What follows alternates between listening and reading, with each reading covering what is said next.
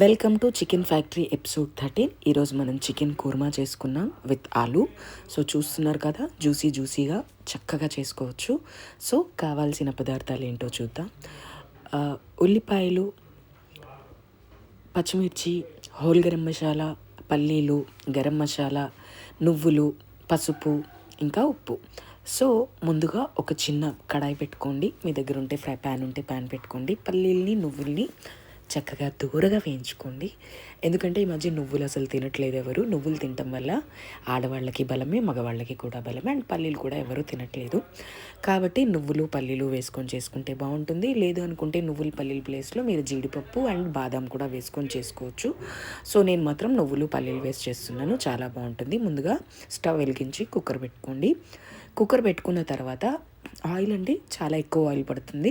కొంచెం ఆయిల్ ఎక్కువ వేసుకోండి. హోల్ గరం మసాలా అండ్ అలాగే మధ్యలోకి చీల్చి పెట్టుకున్న 3 పచ్చిమిరపకాయలు వేసుకుంటున్నాను. ఇవి కొంచెం చిటపటలు ఆడిన తర్వాత మనం దొడ్డుగా కోసి పెట్టుకున్నటువంటి ఉల్లిగడ్డ వేసుకోవాలి. కొంచెం దొడ్డుగా ఉండాలండి ఉల్లిగడ్డ, పలసగా ఉంటే బాగోదు.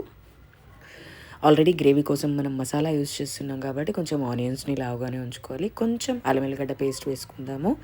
అల్లం ఎల్లిగడ్డ పేస్ట్ వేసుకున్న తర్వాత చక్కగా అల్లం ఎల్లిగడ్డ పేస్ట్, ఆనియన్స్ని మంచిగా వేగనివ్వాలి. వేగిన తర్వాత కొంచెం పసుపు లేకపోతే కూరలో కలరే ఉండదు కాబట్టి మంచి పసుపు వేసుకోండి.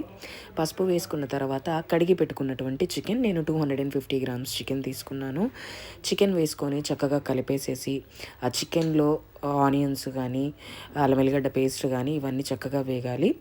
దాంట్లో అలాగే కొంచెం 2 ఆలుగడ్డలు అనమాట, పెద్ద ఆలుగడ్డలు తీసుకున్నాను. 200 గ్రామ్స్ ఉంటాయి. ఆలుగడ్డలు వేసుకొని కలిపేసుకున్న తర్వాత కారం అండి, కొంచెం కారం ఎక్కువే పడుతుంది. ఎక్కువ తినేవాళ్ళు ఎక్కువ వేసుకోండి, లేకపోతే తగినంత, మీకు తగినంత. అండ్ అలాగే గరం మసాలా వేసుకొని, ఉప్పు వేసుకొని, తగినంత సాల్ట్ వేసుకోండి. ఎందుకంటే ఆలుగడ్డ వేస్తున్నాం కాబట్టి కొంచెం సాల్ట్ ఎక్కువే పడుతుంది. చక్కగా ఓపికతో కలపండి. మనం కలిపితే ఎంత బాగా కలిపితే అంత చక్కగా కూర అవుతుంది. మసాలాలన్నీ పడతాయి. మూత పెట్టేసేయండి. మూత పెట్టేసిన తర్వాత ఒక 2 మినిట్స్ తర్వాత మళ్ళీ తీసి మళ్ళీ ఒకసారి కలపండి. ఎందుకంటే చికెన్ అడగంటకుండా ఉండాలి, మసాలాలన్నీ చికెన్కి పట్టాలి కాబట్టి.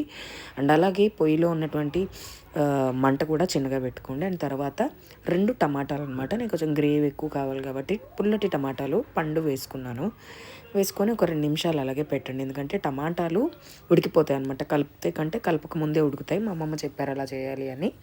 సో మూత పెట్టుకొని 2 నిమిషాల తర్వాత తీస్తే ఆ టమాటాలు కూడా చక్కగా ఉడికిపోయి ఉంటాయి.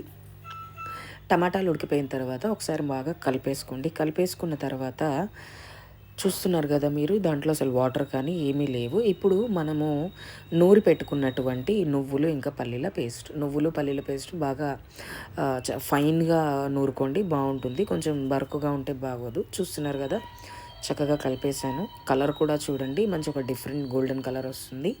అండ్ కొంచెం వాటర్ కూడా పోసుకోవాలి, ఎందుకంటే మసాలాకి వాటర్ అవసరం కాబట్టి వాటర్ పోసుకోండి. నేను ఒక చిన్న గ్లాసుడు వాటర్ పోసుకున్నాను. అండ్ తర్వాత అలాగే కొత్తిమీర వేసేసుకొని చక్కగా కుక్కర్ మూత పెట్టేశాను. అండ్ కుక్కర్ మూత జాగ్రత్తగా పెట్టండి. ఇవాళ రేపు కుక్కర్లు బాగా బ్లాస్ట్ అవుతున్నాయి. కంపెనీ కుక్కర్లు వాడండి. అండ్ కుక్కర్లు వాడే అమ్మలకు కానీ, అక్కలకు కానీ, చెల్లెలకు కానీ, మా తమ్ముళ్ళకి కానీ కుక్కర్ ఎప్పుడైనా పొయ్యి మీద పెట్టినప్పుడు ఫస్ట్ సారి పెద్ద మంట పెట్టాలి. ఒక విజిల్ రాగానే మంట చిన్న చేసేసుకోవాలి. చిన్నగా చేసుకోవడం వల్ల ఏమవుతుంది అంటే కుక్కర్లో ఉన్నటువంటి ఏ కర్రీ కావచ్చు, ఏది కావచ్చు నీట్గా ఉడుకుతుంది. 3 విజిల్స్ వచ్చిన తర్వాత చూస్తున్నారు కదా, ఇప్పుడు ఓపెన్ చేస్తున్నాను. ఓపెన్ చేయగానే మన చికెన్ ఆలు కుర్మా రెడీ అండి. రోటీస్కి చాలా బాగుంటుంది. అండ్ తర్వాత బ్రౌన్ రైస్ ఏదైనా చాలా బాగుంటుంది. ఒక్కసారి మీరు దగ్గర నుంచి చూడండి ఎంత బాగుందో. ఆ కర్రీ కానీ, ఆ చికెన్ పీసెస్ చక్కగా ఉడికేసి అండ్ నీట్గా ఆలుగడ్డలలో ఆ చికెన్ ఫ్లేవర్ వచ్చేస్తుంది. సో మీరు కూడా ట్రై చేయండి చికెన్ కుర్మా విత్ ఆలు. Thank you.